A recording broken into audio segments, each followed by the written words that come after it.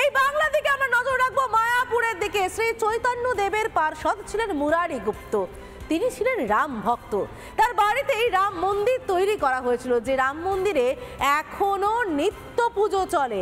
সেই রাম মন্দিরের ছবি দেখতে পাচ্ছেন, রাম লালা বিরাজমান, এবং এখানেই পুজো চলে, নিত্য পুজো চলে, বহু বছর ধরে চলে আসছে। চৈতন্য দেবের পার্ষদ তার নিজের বাড়িতে রামলালাকে প্রতিষ্ঠা করেছিলেন, এবং সেই ছবি দেখতে পাচ্ছেন এই মুহূর্তে। মন্দিরের ছবিটা দেখতে পাচ্ছেন। আমাদের প্রতিনিধি পলাশ গিয়ে পৌঁছেছিল এই রামলালার মন্দিরে। কি ছবি তুলে ধরলো পলাশ, চলুন ঘুরে আসা যাক।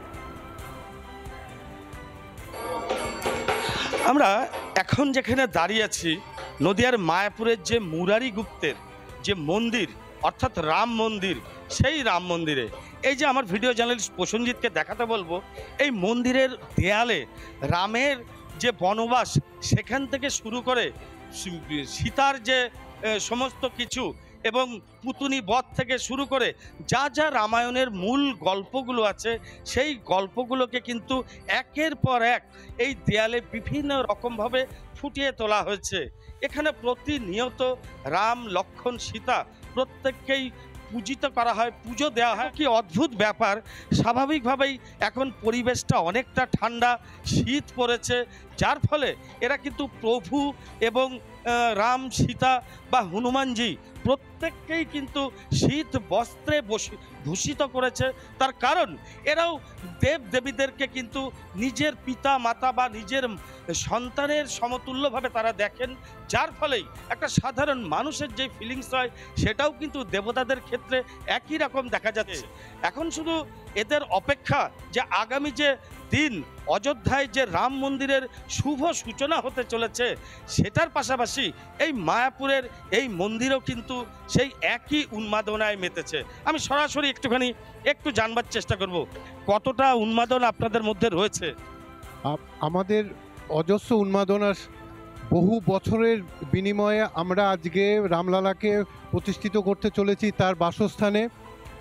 হাজার হাজার লক্ষ লক্ষ মানুষের বলিদানে আমরা এই রামলালাকে প্রতিষ্ঠিত করতে চলেছি, যার জন্য আমাদের মধ্যে এত উৎসাহ, এত আনন্দ। এলাকাবাসী, আপামর জনসাধারণ, আমরা সবাই উৎফুল্লভাবে আমরা চাই, অপেক্ষায় রয়েছি 22শে জানুয়ারির দিকে। একদমই, প্রত্যেকে যেরকম 22শে জানুয়ারির দিন অপেক্ষায় রয়েছে, ঠিক এই মন্দিরের যিনি সেবাইত, যিনি এই মন্দিরের প্রতিদিন ভগবানকে যে ভোগ চড়ান বা কিভাবে পুজো করা হয় একটু বলুন। নদিয়ার নবদ্বীপে শ্রীরাম, মায়াপুরে অন্তর্দ্বীপে মুরারি গুপ্তের শ্রীপাঠ। মুরারি গুপ্ত হচ্ছেন হনুমানজির অবতার। চৈতন্য মহাপ্রভুর জন্ম পহলেই আসলে মুরারি গুপ্তের স্থানে ভজন করে। যুগে যুগধর্ম যাজন করো, কলিযুগে যুগধর্ম। হরে কৃষ্ণ কৃষ্ণ কৃষ্ণ হরে হরে, হরে রাম রাম রাম হরে হরে। গৌর সুন্দর বললেন, মুরারি তুমি রামচন্দ্রকে এখন কীভাবে দর্শন পাবে?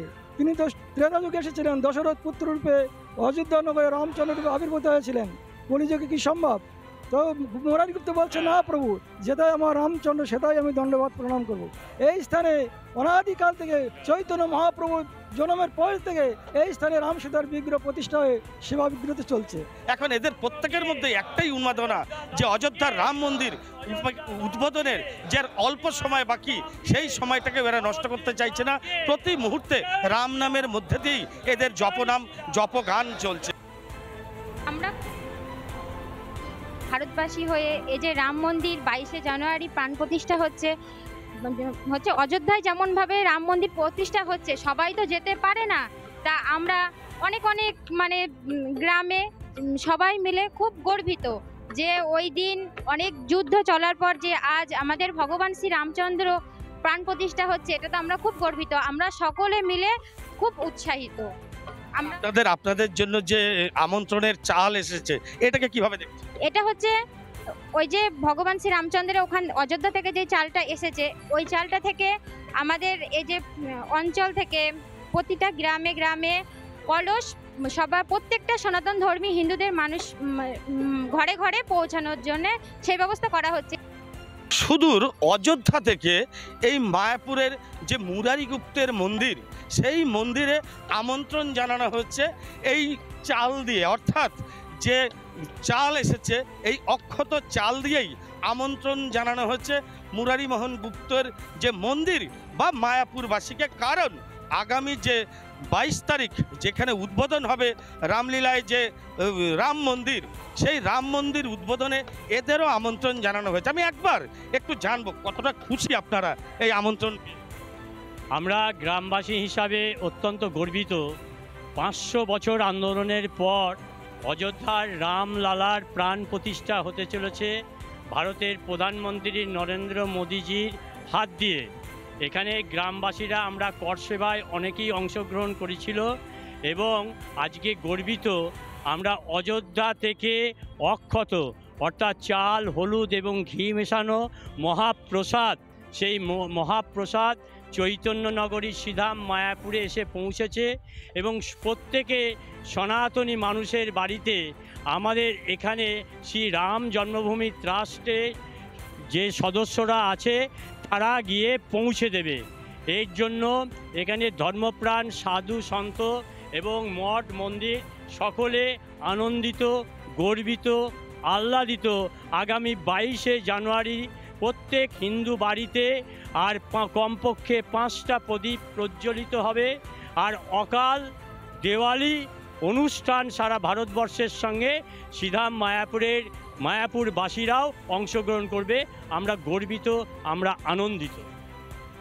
এইভাবেই গ্রামের মেঠো পথ দিয়ে রাত দিন একই নাম সংকীর্তন হচ্ছে, জয় জয় নাম প্রভু রামের নাম।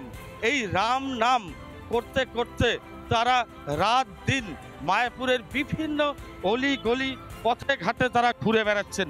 এখানে আরেকবার জানবার চেষ্টা করব যে এই মুষ্টি চালে আপনারা কতটা সন্তুষ্ট? আমরা খুবই সন্তুষ্ট।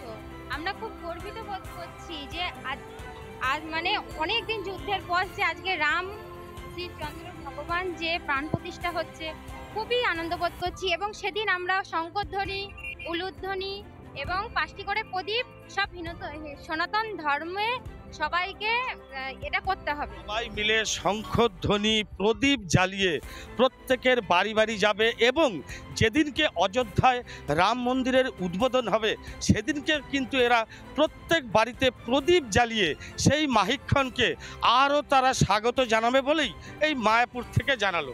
ভিডিও জার্নালিস্ট প্রসঞ্জিতের সঙ্গে পলাশকান্তি মণ্ডল, রিপাবলিক বাংলা, মায়াপুর।